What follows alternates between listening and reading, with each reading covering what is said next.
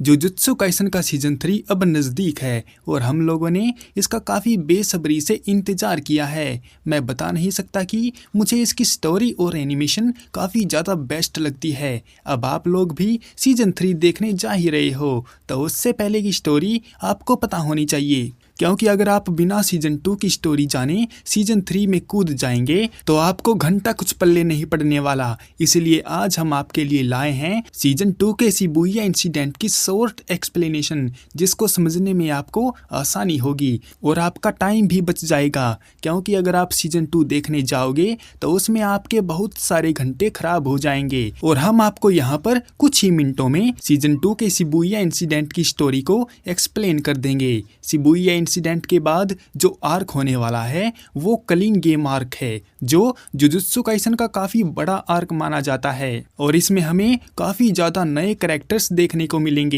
और फाइट्स भी काफी पीक पे जाने वाली हैं। खैर वो तो जल्द ही आ जाएगी, तो चलो उससे पहले सीजन 2 को एक बार रिकैप मारते हैं। एक बात और, हम यहाँ पर शिबुया इंसिडेंट को कवर करेंगे, ना कि गोजो पास्ट आर्क को। 31 अक्टूबर से पहले डेथ पेंटिंग को खत्म करने के बाद यूजी नोबारा मेगुमी और माकी पांडा को मेई मेई और तोदो ग्रेड 1 के सोर्सरर बनाने की रिक्वेस्ट करते हैं, जबकि कयोटो का एक स्टूडेंट जो अंदर की बात दुश्मनों को बता रहा था वो मेकामारू होता है और इसका पता हायर अप को चल जाता है। लेकिन उनके हाथ आने से पहले ही मेकामारू वहां से भाग जाता है और महितो से अपने आप को ठीक करने की बात कहता है, क्योंकि उनके बीच यही बाइंडिंग वाव हुआ था। महितो और गेटो उसको अब खत्म करने का डिसाइड कर लेते हैं, क्योंकि अब वो उनके काम का नहीं है। मेकामारू उनसे डटकर फाइट करने का फैसला करता है, क्योंकि उसने कई साल तक अपनी कर्स एनर्जी को स्टोर करके रखा हुआ था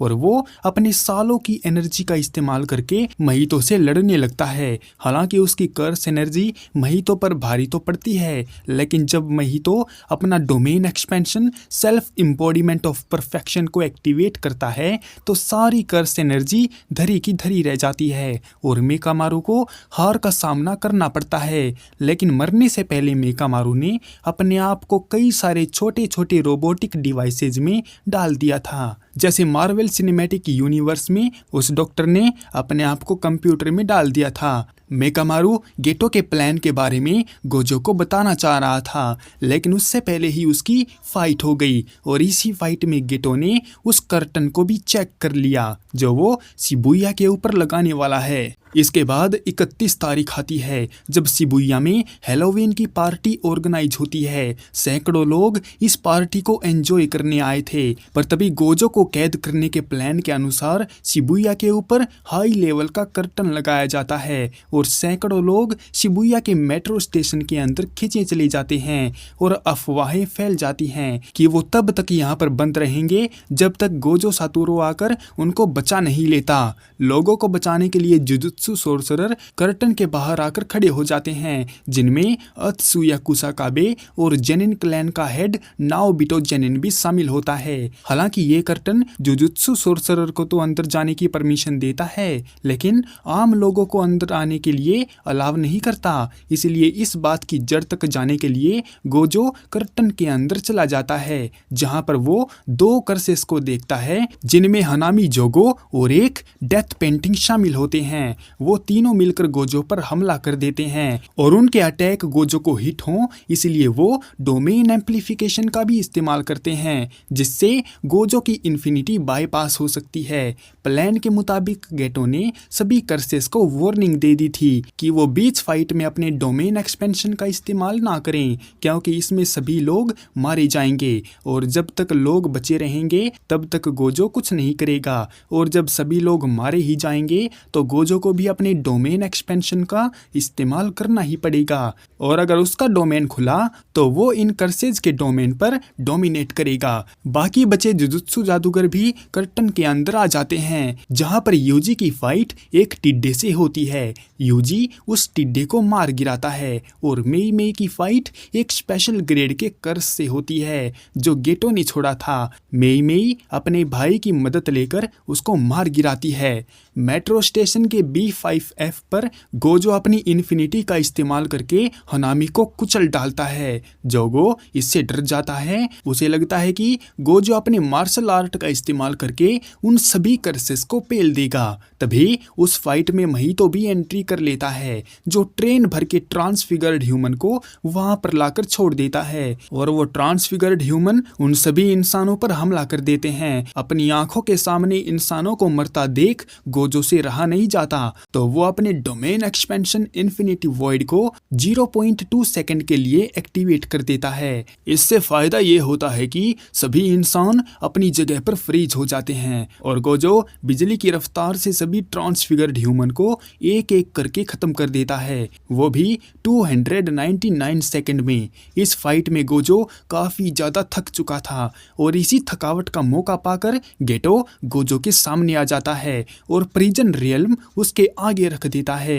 उसे देखते ही गोजो काफी ज्यादा शॉक्ड हो जाता है, क्योंकि उसका जिगरी दोस्त गेटो, जो कि यूटा के हाथों मारा गया था, वो उसके सामने जिंदा खड़ा था। हैरान परेशान गोजो अपनी जगह से नहीं हिलता, जिससे प्रिजन रियल्म अपना काम करती है और गोजो को अपने अंदर सील कर लेती है। गेटो बताता है कि वो एक बहरूपिया है जिसने उसके दोस्त की बॉडी को पोजेस कर लिया है। अब ये बहरूपिया बंदा कौन है, मांगा रीडर तो जानते होंगे और एनीमे फैंस को सीजन 3 में पता चल जाएगा। मेकामारू का रोबोटिक डिवाइस शिबुया में एक्टिवेट हो जाता है और यूजी को गोजो के सील होने की खबर दे देता है और यूजी एक ऊंची सी बिल्डिंग पर चढ़कर इस खबर को अपने दोस्तों को बताने लगता है, चिल्ला चिल्ला कर। खबर मिलते ही सभी जुजुत्सु जादूगर कर्टन के अंदर चले जाते हैं और कर्सेस को भी पता चल जाता है कि सारे जादूगर अंदर आ चुके हैं। इसीलिए सब श्रापित लोग अपने अपने काम पर लग जाते हैं कि कौन किसको रोकेगा और खत्म करेगा।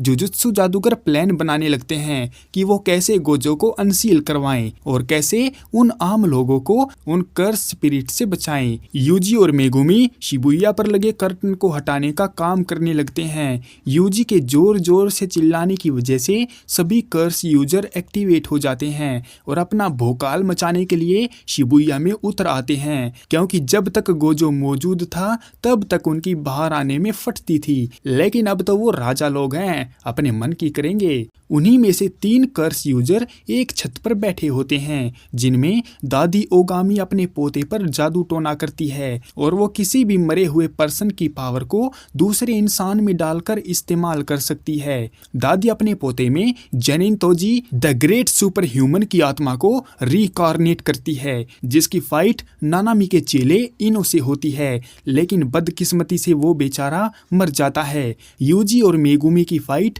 एक टकले कर्स यूजर से होती है जो काफी ताकतवर होता है, लेकिन मेगुमी उसकी कर्स टेक्निक का पता लगाकर अपने शिकिगामी, रेबिट एस्केप और गामा से खत्म कर देता है। फिर यूजी बाकी के कर्टन को हटाने के लिए शिबुया स्टेशन के अंदर चला जाता है। अब यहाँ से कहानी इतनी ज़्यादा हार्ड हो जाती है कि एक के बाद एक फाइट आती ही जाती हैं। आप बस वीडियो एंजॉय करो, क्योंकि अभी काफ़ी तगड़े और खतरनाक किंग ऑफ कर्सेस की एंट्री होना बाकी है। वहीं पर तोजी की आत्मा दादी के पोते पर हावी हो जाती है और उसकी बॉडी को टेक ओवर कर लेती है, क्योंकि उस लड़के की आत्मा तोजी जैसे डिजास्टर की आत्मा से हार जाती है।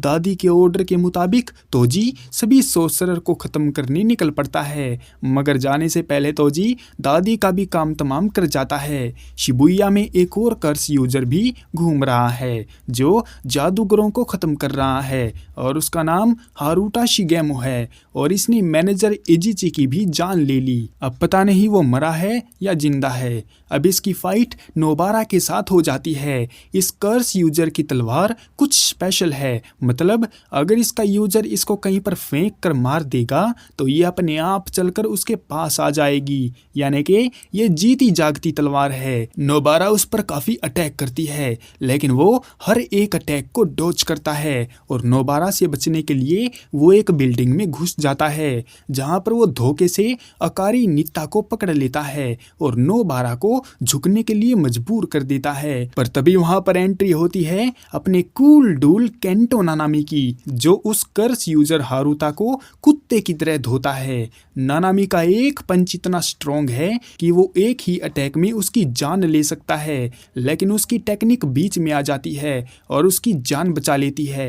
मतलब उसके गालों पर जो डंडे दिख रहे होते हैं वो उसकी लाइफ है, और जब भी उसकी जान जाएगी तब उसकी एक लाइफ कम हो जाएगी। वो बेशर्म हारुता नानामी से बुरी तरह से पीटा जाता है। फिर नानामी नोबारा को सेफ जगह पर छोड़कर बाकी लोगों को बचाने निकल पड़ता है। इसके बाद स्टेशन के अंदर जाने के लिए यूजी को रास्ता नहीं मिल रहा था, तो वहां पर इनुमाकी आकर यूजी की मदद करता है और अपनी टेक्निक कर्स स्पीच से उसके लिए रास्ता बनाता है। रास्ता मिलने पर जब यूजी स्टेशन के अंदर जा रहा होता है तो उसका सामना डेथ पेंटिंग चोसो से हो जाता है, जो उससे अपने भाइयों का बदला लेने के लिए तैयार खड़ा होता है।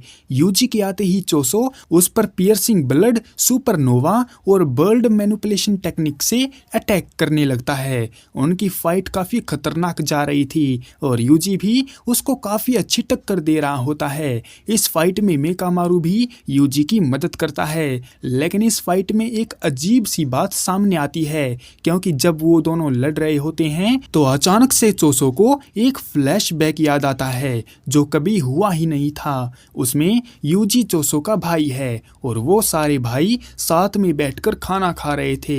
ये बात चोसो को ट्रॉमाटाइज कर देती है और वो लड़ने की हालत में नहीं रहता, जबकि उसने यूजी को बुरी तरह से पीट पीट कर पहले से ही बेहोश कर दिया था। वहीं दूसरी तरफ हम नानामी को देखते हैं जो माकी और नाओबिटो के साथ अंदर जा रहा था, पर तभी उसकी नजर स्पेशल ग्रेड कर्स डैगोन पर पड़ती है, जो कि वहां पर पानी पानी करके उनको डुबोकर मारने की कोशिश करता है, लेकिन इससे वो सब बच जाते हैं। तो डैगोन अपनी ट्रू फॉर्म में आ जाता है, लेकिन फिर भी वो सब मिलकर उस पर भारी पड़ने लगते हैं और नाओबिटो अपनी प्रोजेक्शन सोर्सरी से उसको खूब धोता है। इन सब से परेशान होकर डैगोन अपना डोमेन खोल लेता है और उन तीनों को उसमें फंसा लेता है। डैगोन अपने डोमेन के श्योर हिट इफेक्ट से उन पर अपनी शिकिगामियों द्वारा भारी पड़ने लगता है, और जैसे ही वो उनको खत्म करने ही वाला होता है तो उसके डोमेन में छेद बनाकर मेगुमी वहां पर एंट्री ले लेता है और अपनी जान दांव पर लगाकर सबको वहां से निकालने का प्लान बनाने लगता है।